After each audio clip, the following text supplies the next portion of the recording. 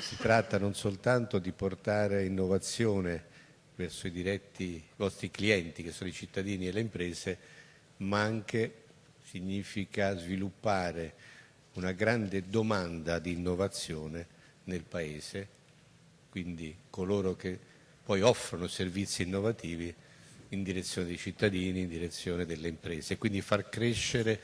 più generalmente le imprese italiane proprio nella parte più avanzata, nell'eccellenza, la capacità di innovare. Innovazione che genera innovazione finisce per fungere da motore del sistema economico del Paese. Il ministro dell'Economia Giovanni Tria, in visita all'Innovation Park di Generali a Mogliano Veneto, ha sottolineato il ruolo molto ampio nel sistema economico italiano della compagnia assicurativa ed il governo, inteso come istituzione, deve tenerne conto come esempio di interazione tra la finanza e l'economia reale. Ed oggi, in occasione della visita del ministro e dell'Open Day all'Innovation Park, il country manager Italia Marco Sesana ha lanciato il piano partner di vita al 2021 con 300 milioni di investimenti nel triennio per l'innovazione, le competenze e le persone e 1150 assunzioni sempre nel triennio. Vogliamo avere un ruolo attivo per migliorare la vita delle persone, ha detto Sesana, insieme ai nostri agenti e ai nostri consulenti.